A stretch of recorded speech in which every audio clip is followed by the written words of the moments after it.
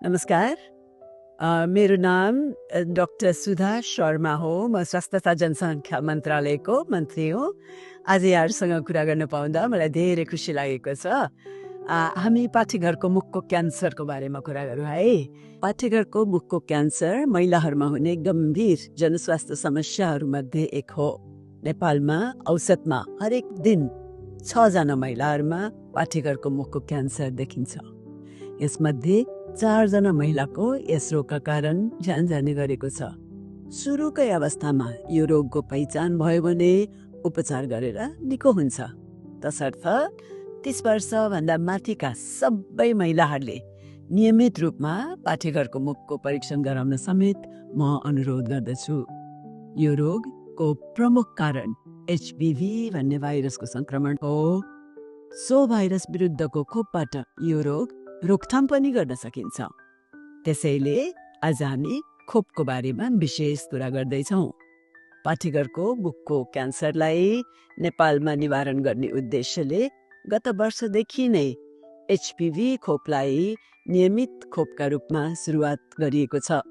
यो वर्ष यही माघ 25 गतेदेखि फागुन 15 गतेसम्म देशव्यापी रूपमा पाठेघरको मुखको क्यान्सर विरुद्धको HPV खोप कार्यक्रम सञ्चालन गर्दैछौँ।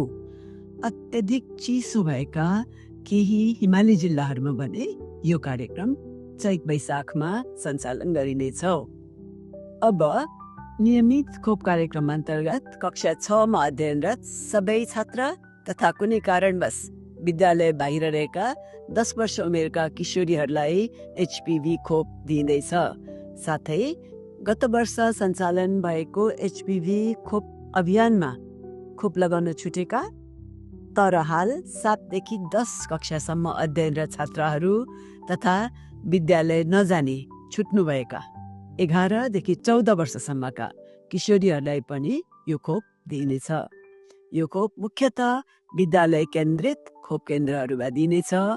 खोप सञ्चालन हुने मिति र समय स्थानीय तह अनुसार फरक हुन सक्ने भएकोले आफ्नो विद्यालय वा नजिकको स्वास्थ्य संस्थामा सम्पर्क गरी खोप लगाउन म सबै अभिभावक, शिक्षक तथा किशोरीहरूमा हार्दिक अनुरोध गर्दछु।